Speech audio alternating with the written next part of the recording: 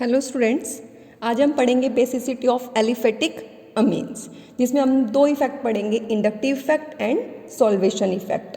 अब हम क्या पढ़ रहे हैं, एलिफेटिक अमीन्स, तो उसमें हमने पढ़ा इंडक्टिव इफेक्ट जो हम पढ़ने जा रहे हैं। इंडक्टिव इफेक्ट होता क्या है? इंडक्टिव इफेक्ट में हमारे दो ग्रुप आते हैं, तो इलेक्ट्रॉन रिलीजिंग या इलेक्ट्रॉन विड्रॉइंग। और सबसे पहली बात हमें पता होना चाहिए कि aliphatic amines are more basic than ammonia. जो हमारे एलिफेटिक अमीन्स होते हैं वो ज़्यादा बेसिक होते हैं, किससे? अमोनिया से। ये क्यों होता है? क्योंकि इनके पास क्या इलेक्ट्रॉन रिलीजिंग इफेक्ट है। किसकी वजह से?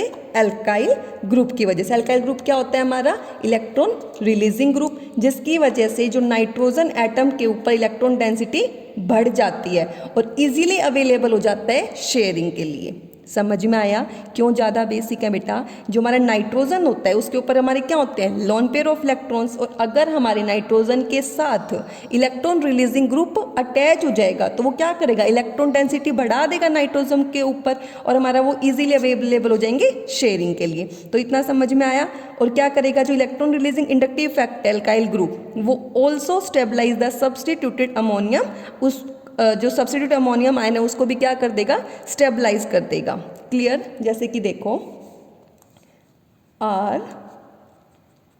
RNH2 और ये एल्काइल ग्रुप है प्लस H पॉजिटिव। तो देखो इधर ये हमारा अमीन के साथ क्या है? इलेक्ट्रॉन रिलीजिंग ग्रुप है, एल्काइल ग्रुप। तो इलेक्ट्रॉन डेंसिटी इसने इसके ऊपर बढ़ा दी, जाके क्या बनाएगा? ये सब्स्टिट्यूटेड अमोनियम। क्लियर है? तो क्या है इसके ऊपर? इलेक्ट्रॉन रिलीजिंग इफेक्ट है ना एल्काइल ग्रुप का, जिसकी वजह से नाइट्रोजन के ऊपर इलेक्ट्रॉन डेंसिटी बढ़ा दी और इजीली अवेलेबल है शेयरिंग के लिए। और ये क्या बनाया? Substituted ammonium ion. तो ये हमने क्या लिखा यहाँ पे? इलेक्ट्रॉन पेयर, इधर लिख लेना, electron pair on nitrogen easily available due to the presence of electron releasing alkyl group. और इधर ये क्या है? सब्स्टिट्यूटेड अमोनियम आयन जो स्टेबलाइज्ड हो गया है, किसकी वजह से? Dispersal of positive charge by the plus I effect of alkyl group. Electron pair on nitrogen easily available due to presence of electron releasing alkyl group। और इधर जो ये सब्स्टिट्यूटेड अमोनियम आयन है वो क्या हो गया? Stabilize due to dispersal of positive charge by plus I effect of alkyl group। Clear? अब हम क्या करेंगे? इसकी ऑर्डर देखेंगे। किसका? On the basis of inductive effect basicity of amine should be in order.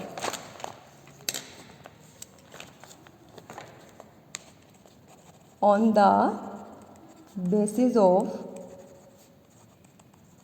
inductive effect along the basicity of amine should be in order। देखो अब इधर कौन सा आएगा पहले इस हिसाब से? टर्शरी अमीन, फिर सेकेंडरी, फिर प्राइमरी, फिर अमोनिया। NR इलेक्ट्रॉन रिलीज कर देंगे, इलेक्ट्रॉन डेंसिटी बढ़ा देंगे। टर्शरी अमीन greater than secondary amine. Loan पे लगाना मत भूलना बेटा। सेकेंडरी अमीन फिर ग्रेटर देन प्राइमरी अमीन और फिर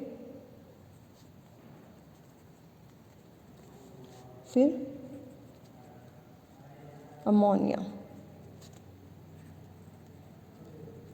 तो पहले क्या आएगा? टर्शरी अमीन, फिर सेकेंडरी अमीन, फिर प्राइमरी अमीन और फिर अमोनिया। तो ये था इंडक्टिव इफेक्ट। फर्स्ट पढ़ा था बेटा हमने इंडक्टिव इफेक्ट और सेकंड पढ़ेंगे सॉल्वेशन इफेक्ट। सॉल्वेशन इफेक्ट हमारा एक अनदर फैक्टर है जो हमारा इन्फ्लुएंस करता है बेसिसिटी ऑफ अमीन्स को।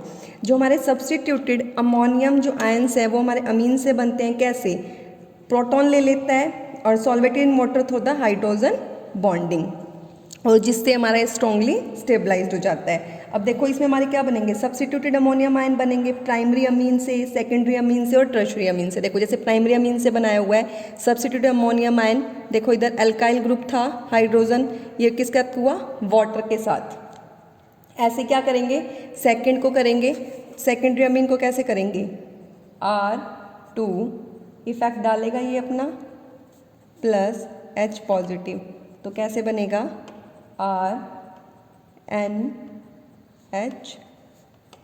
OH2 और ये भी इधर भी H OH2 और इधर हमारा एल्काइल ग्रुप, क्यों, क्योंकि सेकेंडरी अमीन है।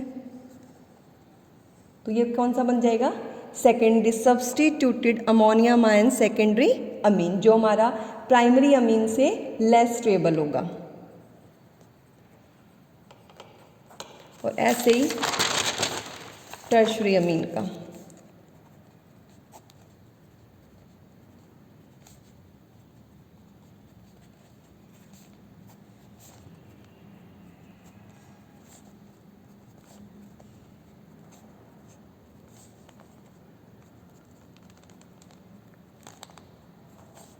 क्लियर है, टर्शरी अमीन। सॉल्वेशन इफेक्ट में हमने क्या किया, प्रोटॉन लिए और प्रोटॉन लेने के बाद क्या किया हमने, हाईली सॉल्वेटेड हो गया वाटर के अंदर, किसकी वजह से, हाइड्रोजन बॉन्डिंग की वजह से, जैसे कि प्राइमरी अमीन, सेकेंडरी अमीन और ये इधर टर्शरी अमीन। तो टर्शरी अमीन भी क्या होगा, लेस स्टेबल। तो अब ऑर्डर क्या बना इसका, सॉल्वेशन इफेक्ट की वजह से जो हम ये पढ़ रहे हैं बेसिसिटी ऑफ अमीन्स, तो primary, secondary, tertiary amines. Clear है। अब ये देखो बेटा, सब्स्टिट्यूटेड अमोनियम आयंस में जितने कम हाइड्रोजन एटम होंगे उतना ही ज़्यादा जो सॉल्वेशन एक्सटेंट है हमारा वो क्या होगा, डिक्रीज हो जाएगा।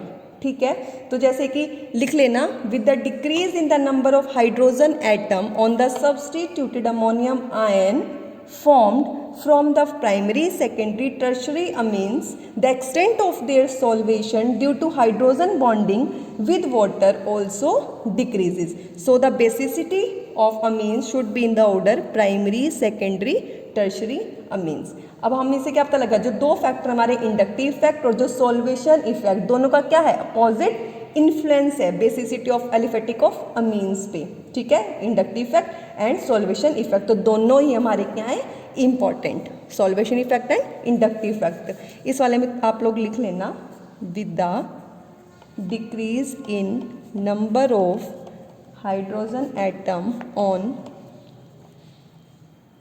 सब्स्टिट्यूटेड अमोनियम आयंस, कैसे फॉर्म में है, formed from primary, secondary, tertiary Amin respectively, the extent of their solvation due to hydrogen bonding with water also decreases, so should be the basicity of amines, that is primary, secondary, tertiary amines. Clear है। इन सब में से ज़्यादा secondary जो अमीन होगा वो हमारा strongest base होता है प्राइमरी, सेकेंडरी और टर्शरी अमीन्स में से, जो हमारा दोनों को फेवर करता है, कौन से इंडक्टिव इफेक्ट को भी और सॉल्वेशन इफेक्ट को भी। क्लियर, ये हमारे दोनों फैक्टर थे बेटा, दोनों अच्छे से पढ़ लेना। Clear, thank you.